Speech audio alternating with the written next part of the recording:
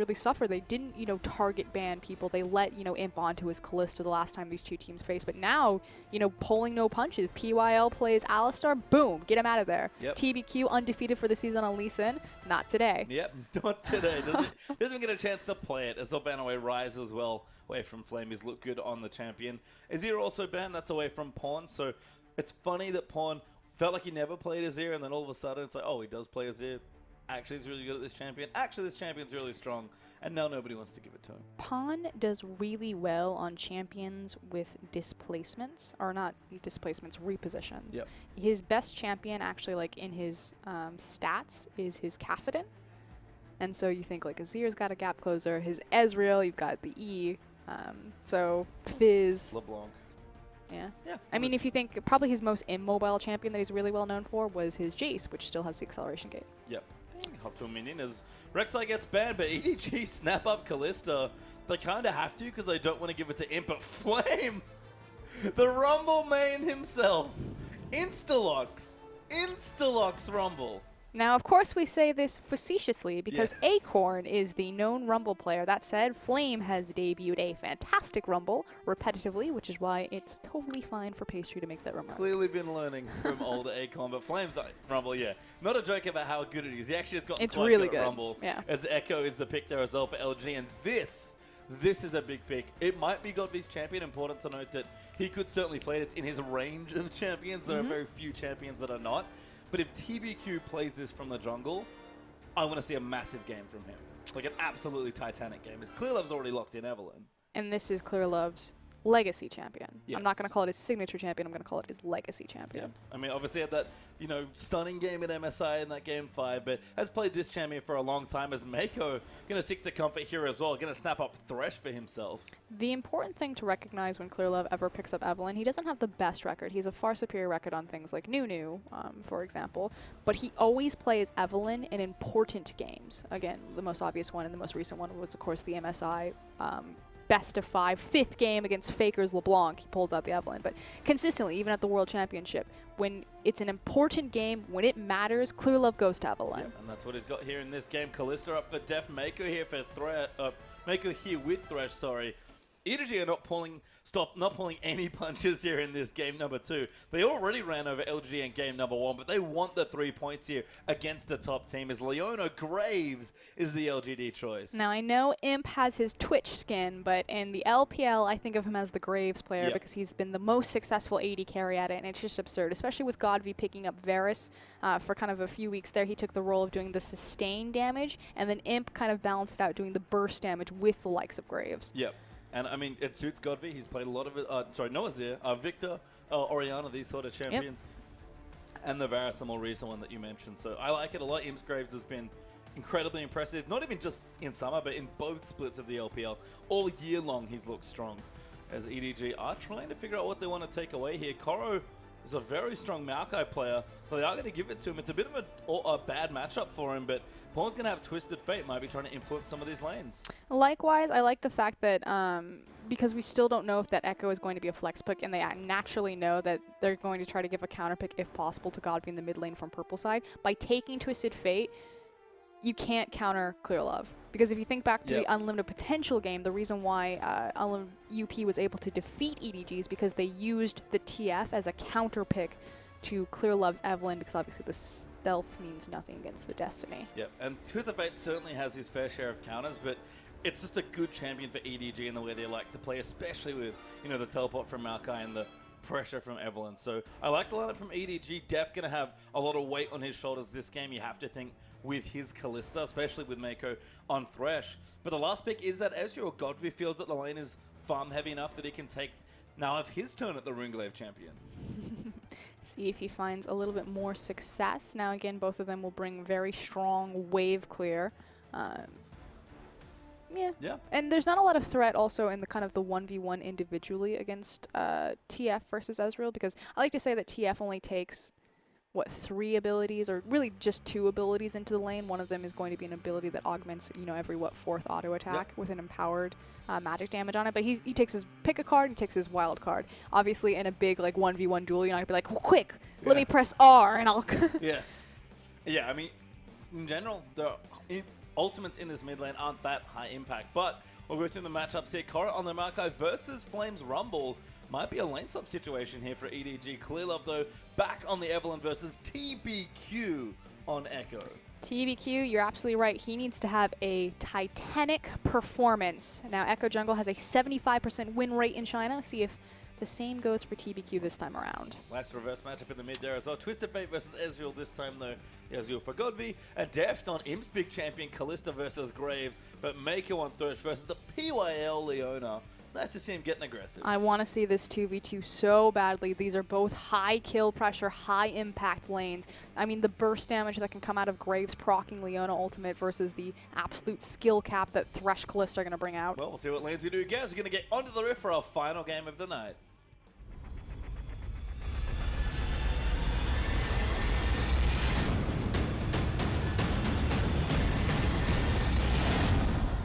And welcome back for our final game of the night. EDG upper game versus LGD. They're already up by 1 point against Xiaogu. They've taken the lead back again. But can they extend it? That's EDG's question. It's a big invade. Gold card onto Imp, though. The damage is good at level 1 from Depth. And Imp's just dead as Koro gonna chase down PYL. Gets the Arcane Smash for a knockout. Maybe not enough to take it up. Pawn, he's gonna select another gold card, but can't chase in. But that invade went pear-shaped swiftly for LGD. And I have a feeling the reason that they ran into each other was simply because EDG would invade from that side anyway to set lane swap wards or to check who was going into what lane. So, I mean, LGD, obviously they were looking for a fight. Otherwise, they would have just walked in from the bottom side of the map and placed their own lane swap wards. But just Imp leading the way, face checking into a brush. You know, Graves relatively tanky early on with his passive. It's that but passive. Not tanky enough there. And Pawn takes his W, gets the stun down, and is able to start the game nicely for his team. As of all people, it's actually Clearlove that once again gets a kill. He had 10 kills last game. That's 9 away from that today. very scary, though, for the jungler to get that early of a first blood. Obviously, it's going to propel her itemization and get that jungle item very quickly. Clearlove and Koro actually teaming up for the red buff here, but EDG, if they were looking for the lane swap and they did put Callista in the top lane, they're going to get standard lanes instead. I don't know if it's what EDG want, but I know it's what you want, of course. Well, okay, so the reason why I wanted it is just because the kill pressure from Callista Thresh at level 2 is absurd with the Rend proc. It's just crazy amount of damage. Likewise, Graves, Leona. Anytime Graves can proc the buckshot on the Leona Sunlight is also insane amounts of damage, so I just want the kill and I want the outplay. Obviously, there's a lot of potential for Thresh to flay the Zenith Blade. I just took PYL's bit of damage coming in, soul marked auto, and PYL takes a huge chunk of health. Just being very punishing right now. And complete control of the lane, which happens when Imp decides to face check. Yeah, got a slight experience lead from that assist as well, so things not going well for LGD, despite the lane that they probably wanted here. But Flame is going to have his 1v1 then, and that might be something nice to look for. Likewise, it should be noted that Godby did spot out which side of the jungle Clearlove started with his ward onto the Wraith camp. Now, against an Evelyn, you want to ward her camps because she comes out of stealth to do them. So you can quickly kind of discern where she's going to be on the map. And TBQ is doing a good job kind of mirroring Clearlove's pathing. So should they look towards this top side, TBQ will be in position to assist. Sentinel actually looking for the red buff, I believe, but isn't going to spot TBQ doing that particular buff. The jungler is going to just have some farm early on here in this match, but Teft and Mako massively stacking up the wave here, completely denying as much as they can. And Imp will finally get some CS. 18-5 so far. Triple his CS numbers. That said, he's got a very big wave on the side. That should change soon, but you can see the early face check from Imp and all the control from Deft and Mako.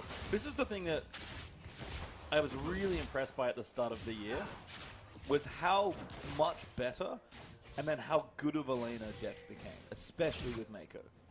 Like, we talk about Deft, you know, he's fine on solo. He was always a good team fighter.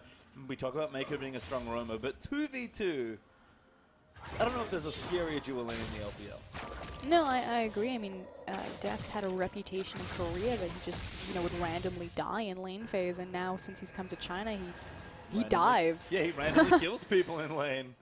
I remember poor Vasily dying to an Ezreal. Number 1 is Mako fishing for a hook.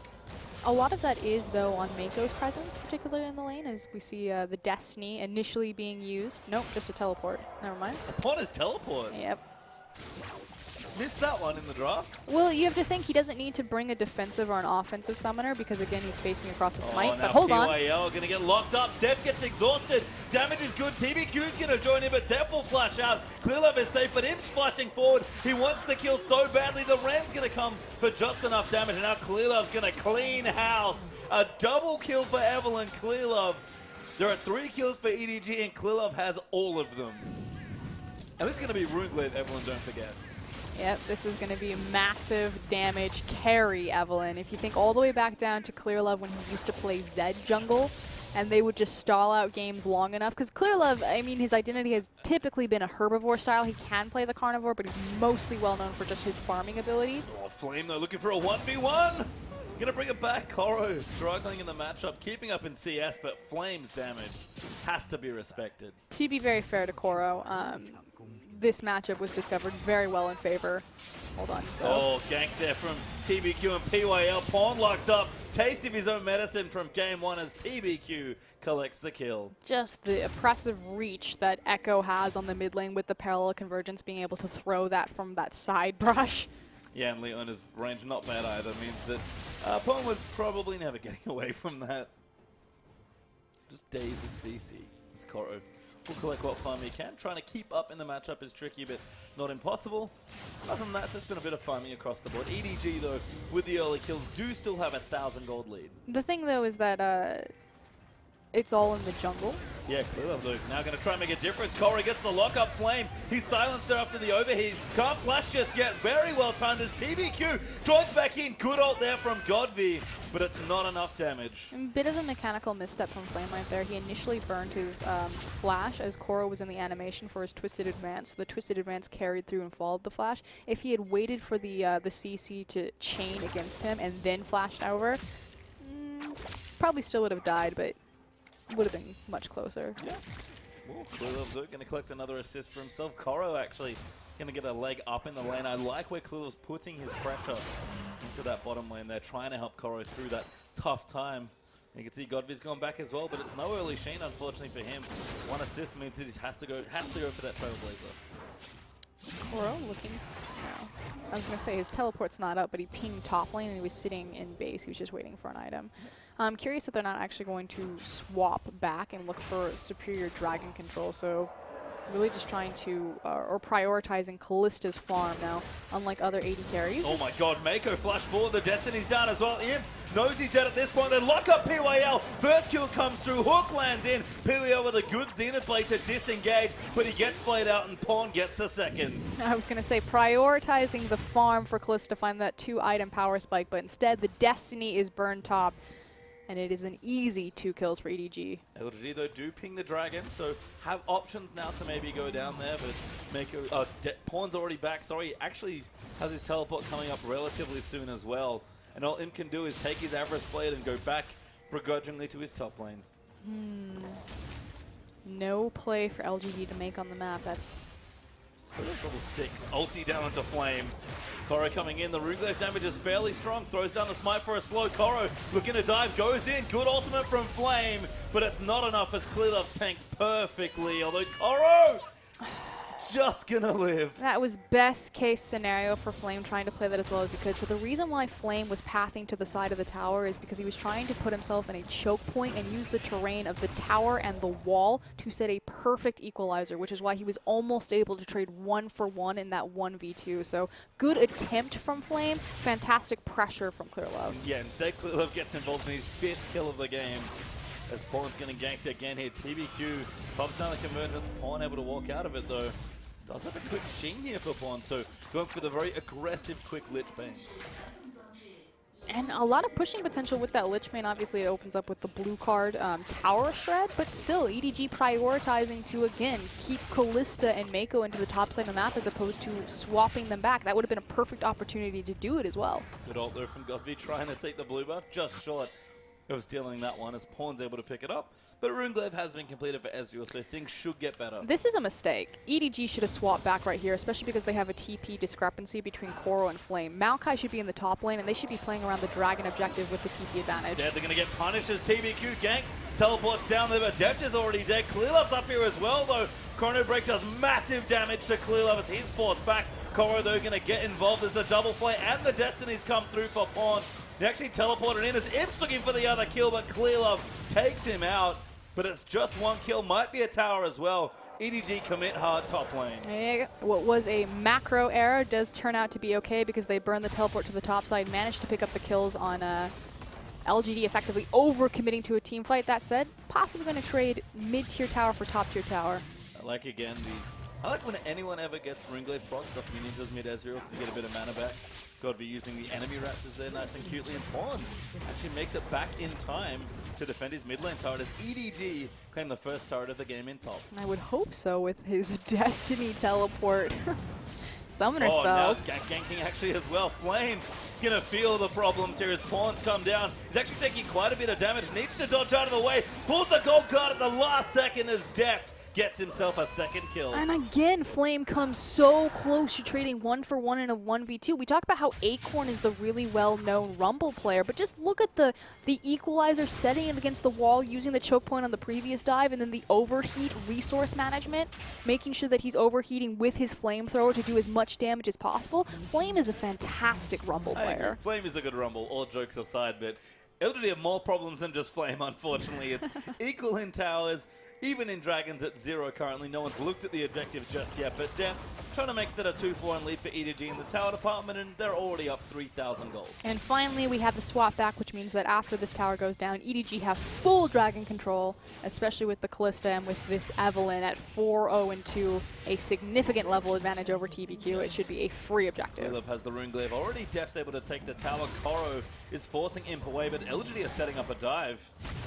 Koro pops Diving his ulti, Maokai. goes in onto PYL, have to be careful. TBQ's in as well, good flash out, misses the ulti. Clearlove gets the dragon, Koro's cutting around, dodges the ulti from Ezreal as well. He's still not dead as if he's taking up the tower. Chrono Break's not enough, and Flame barely gets a kill. That took 4 members of LGD Koro. Fantastic fancy footwork there to flash the solar flare. Leona ult, clearing the creep waves initially before the dive started with his ultimate, the Vengeful Maelstrom, which is why he popped that immediately as opposed to saving it for the dive, making sure that immediately LGD would have to start tanking tower shots. Godby comes back into the mid lane to protect it, but EDG rotated in there, flash forward, massive hook lands onto Godby, and Mako gets himself a kill. As well as the mid-tier tower, EDG. LGD are not, I mean, they've been on the rise as far as their recent LPL weeks, and against this EDG starting roster, they're getting thrashed. Did you see that? They're getting thrashed, Did you see Pastry. that? I don't know if you can outplay that. That was perfectly coordinated. That was perfectly timed with the creep dying to the flash hook. I would like to remind everyone listening that Pawn and Mako are actually do not speak the same first language. That is Korean and Chinese, and they're communicating in English. Yeah, and that's more than enough for that gank. With there. one of the highest skill cap duos in the game, Callista Thresh. Think about all of the mechanics of what you can do with those two champions together with the Fate's Call and Lantern work alone. They haven't needed it yet.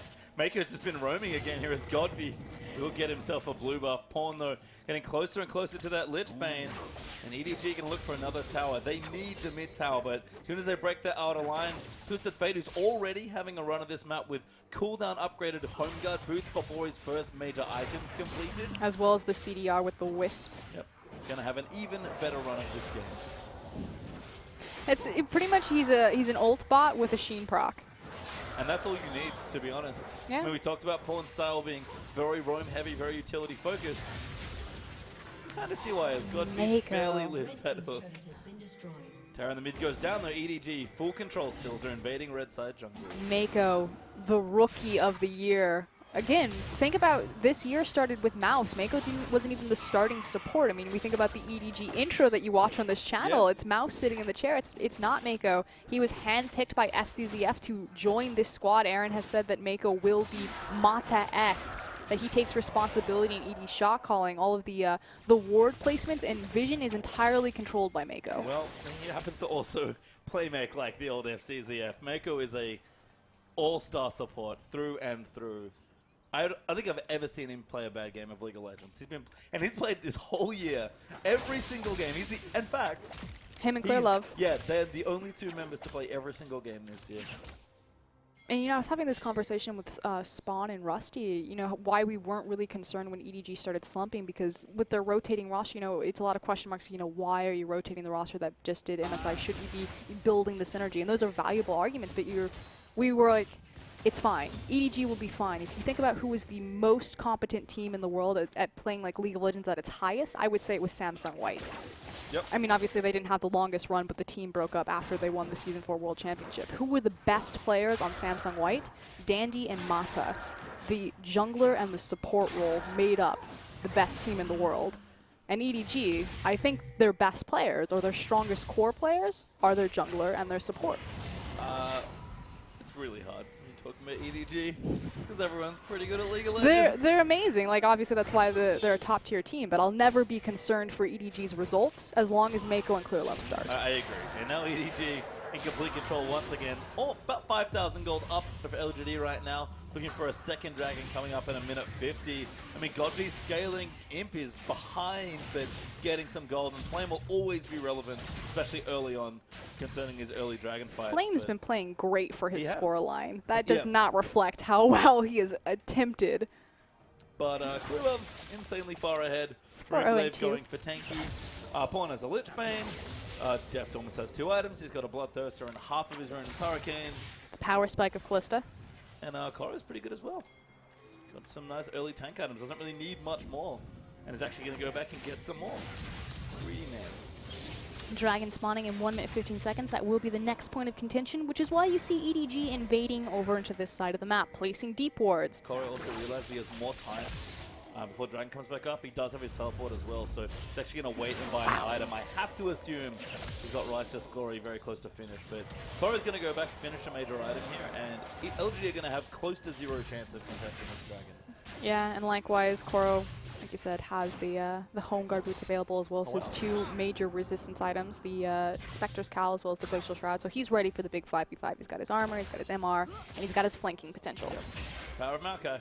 Always good early on. Pretty much, you get almost a 1-item power spike, I feel like, with Maokai. You know, you get your early tank items, you get your Righteous Glory. Because you get free stats on his ult. Not bad. Which coincidentally also makes him good in the late game.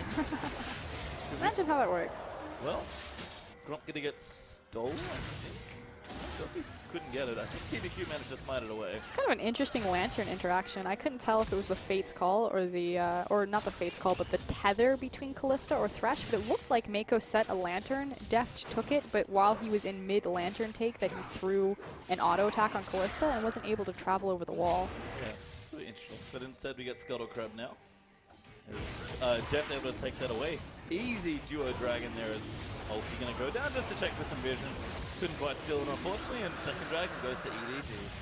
Again, LGD, they can't contest this at all, so just trying to farm up their waves, ward up their jungle, and stop the bleeding right now. So if LGD stop the bleeding, where do you think their first point of power is in this game? Because they're clearly behind right now. Itemization and power spike. Hold on, Destiny. Going in, TBQ, Chrono breaks out, gets done, Hook barely misses.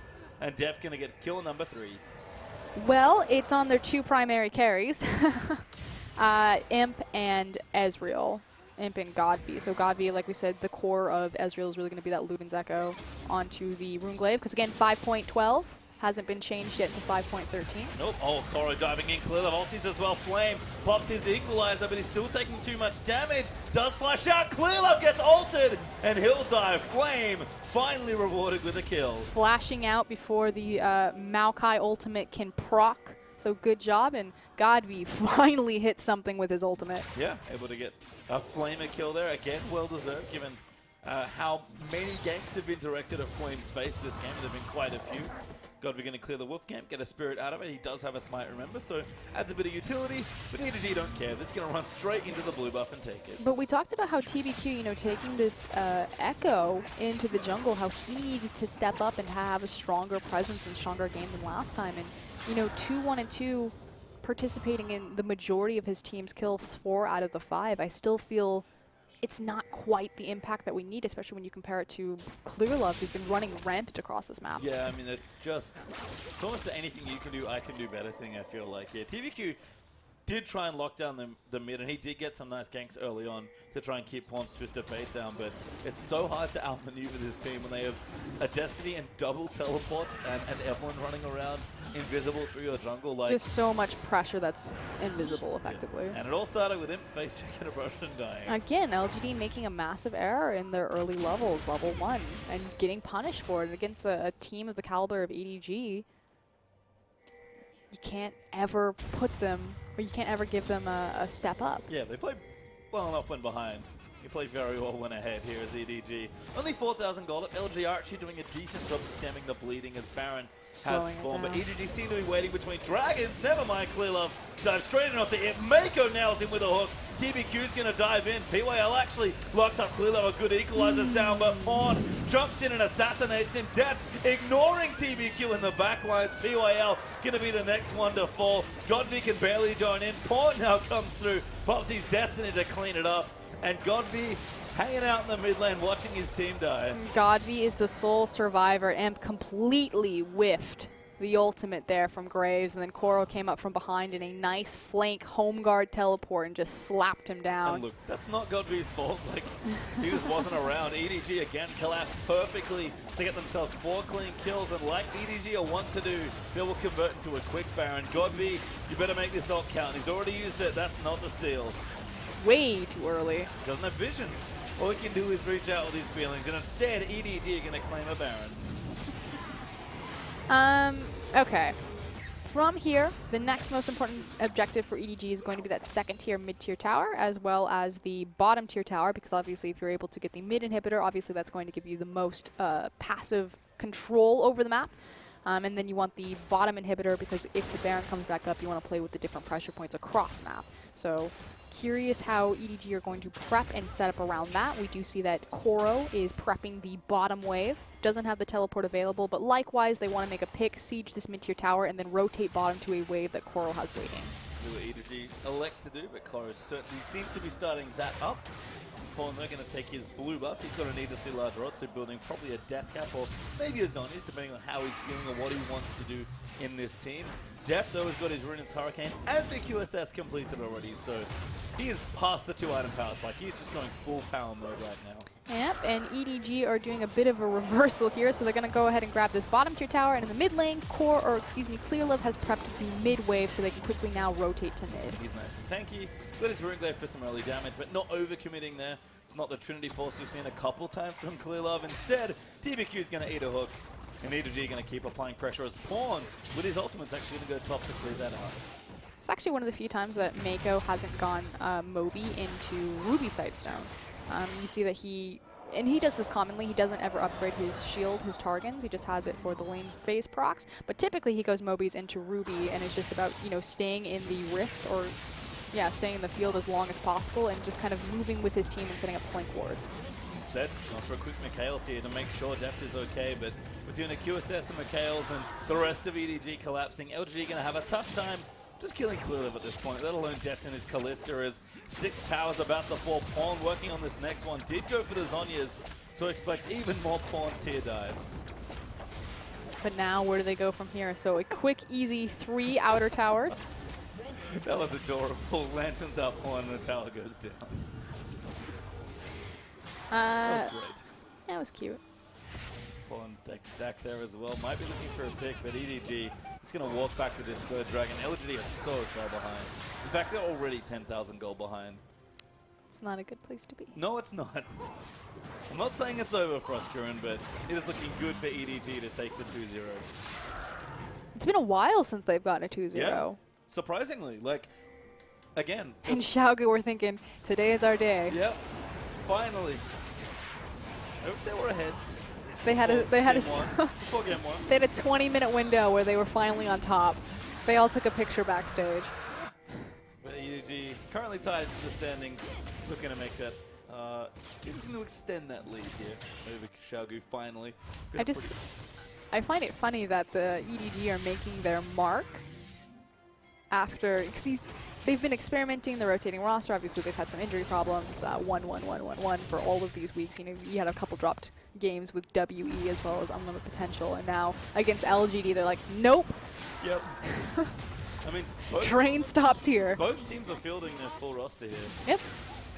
Nice to see the team showing respect and playing power with power, but EDG definitely got the better of them in game 1 and have an absolutely ridiculous lead in game number 2. And again, LGD can make comebacks here. They are a good team fighting team. They're a good late game, but they've been run around the Rift, I feel like all series long, but especially in this game with Pawn's Twisted Fate. And it's just so unexpected to see LGD get outmaneuvered. Oh my god, Imps getting crushed as Pawn pops his zombies. The rest of his team comes in. Pawn flushes out instead of taking the lance, and Koro might be tanking a little too much damage as TBQ is looking for something. Equalizer goes down. Godby gonna pop his ulti, but it doesn't quite connect. PYL gets picked out there by Mako, who's still tanking in the front lines. Pawn around the back.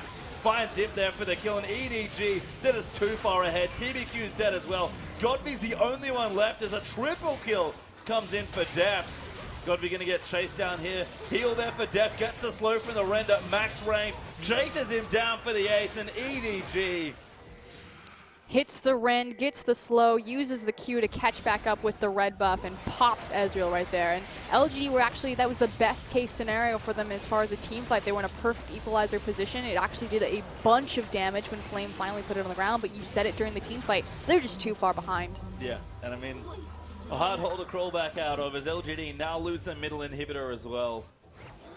Pawn looking for something. Gold card. Yeah, it's Gromp. He wants Bottom the lane. wave. He does want the wave. It's pretty delicious. Gonna go and get it here. About to hit a Rabadon as well. In case his damage wasn't enough. Yeah, red cuts the wave down. Clears it up. Loaded dice, helping out with some extra gold. Almost level 16. Pawn's Twisted Fate is unlike any other, and it's just wonderful to watch. He's like assassinating people. I just feel like Clear Love's having flashbacks right now. Yes. Did play with Messiah for a very long time. Pawn's Twisted Fate is very different from Messiah's, though. Yes. Not quite as... Messiah was not quite as YOLO. I feel like Pawn is always going to prioritize skirmish. Not that he can't team fight. Pawn has a great team fight, but his skirmish potential and his ability to draw pressure around the map is just exquisite. Yeah. Whereas Messiah is very, well, was very heavily focused on like his 5v5 engagements and terrain Setting usage. up ganks with Clear Love. Yeah. And she Selma at the time. That was a long time back. Even FCZF, who again played very similarly to Mako. So I like that we've got the Twisted Fate Thresh action here for EDG and their modern day incarnation. But that was the thing I really noticed about Pawn last year actually when he won World Championship. Was just his dueling and skirmish potential, his understanding of cooldowns and like intricacies of team fights and positioning, and his general game awareness in any fight was always great to watch. And I feel like that's one of the reasons he's translated so well into China. Yeah, I completely agree. It's important to note, lane phase isn't a time frame for EDG, it's a tool. Yep. They go to the lanes for a very specific reason. I have a theory that a lot of teams, you know, if you take away, you see a lot of games kind of stall out in the mid game just because teams are trying to figure, you know, how do we siege the second tier rotation of towers? Like lane phase is very structured for teams. Where do we go? We go into the lanes. But why are you in the lanes? It's the easiest source of gold on the map. But EDG, they'll quickly open up and start roaming around doing these crazy three-man ganks because it's just a tool. They know where they can get the most gold as efficiently and effectively as possible. They also put their pressure in the right places. Like they ganked for mid lane because that was the problem for Pawn in game 1. Because he, you know, had a playing Ezreal. Like Jamie doesn't do anything in lane early on, really. And then they gank for top lane because they have the teleport destiny, so they know that not only did they have the TP advantage on the bottom side of the map, but they could get all 5 members up there, whereas best case scenario, LGD are getting 3. The other lane they ganked was bottom lane because that's a problem matchup for Koro. Like, and Mako especially. He got the wolf. Oh, nice. Always puts the pressure in the right spot. That wolf almost canceled that back there. That moment when you Ezreal ult for the big wolf, that's where LGD are. Wolf, Govy needs the gold. Can't really blame him here in this game. As EDG, by the way, they have Baron again. By the way. Sorry. Distracted by a history lesson there as Def gets a couple nice pot shots there onto the tower. Thresh keeping him safe in the seat. Clear up there as well. Koro pushing bottom. Pawn doing what he wants. Ready to join at a moment's notice with just his destiny. Teleport, applying not quite back yet. Baron in all 3 lanes. Sounds good. Super minions down the mid here as well. Pretty scary stuff. He's going to eat some harass. I know LGD need to find some way to stop this siege, but I don't know if there is one. And again, LGD find themselves in a position where you're effectively praying for the other team to misplay versus making your own superior play. EDG make very few, if any, mistakes in games of League of Legends. Bottom tower falls as Pawn and his Lich Bane and that Death Cap are able to break it. EDG just going to break them in all three places in the base, completely shatter them here in this game. Here comes Now the they engage. have to go. Def QSS is out, gets eaten by the ultimate. Now Pawn going to come in, Clearlove taking damage. Pawn's going to get massacred as he pops the Zhonya's and Koro going to fend them off now. TBQ getting low. Pawn's done zip. It will get the kill, but that's maybe all LGD get in this game is EDG. 4 for 1. Deft is leaping across the map to complete the ace. And EDG in dominant fashion take out LGD. LGD saw the window for the team fight. They knew they knew that they had the advantage. That was the one chance that they had. They go all in on the numbers advantage. Unfortunately, it's just too far gone. No, LGD made the right play there at that point in the game. But Best play they could have made. EDG did so much in that series here. Back to form, you feel like, playing their old finals opponent from spring and just massacring them in the 2-0. EDG finally open up a real lead in the standings. I mean, again, since MSI, they've played their full roster, what, 3 times, 4 times? In this last set, they've effectively doubled that. Yeah. And I can kind of see why. Important game, LG are a great team. Don't let the standings or the result of that game fool you. EDG brought full strength this match, knowing the caliber of opponent they played, and they said, you know what? We want to send a message. Playoffs aren't quite here, but they're on the way. We played you in the finals last time. Here, enjoy our rematch. That was a world title team that we just saw. Looked, like you said, back in form. Yeah, just insane stuff. And with that, let's check in with the ladder today as well and see where these teams have ended up. As you can see, EDG 2 points ahead finally of QG here. As QG will take second at 25 with M3 yet to play this weekend, I believe, still sitting in third. Big concern point, though, is the fact that LGD are now tied for 7th for Vici Gaming, as well as there's also a tie for 3rd place. Now, remember, the top 8 teams make it into the playoffs. Now, LGD historically have been known to kind of fumble around in the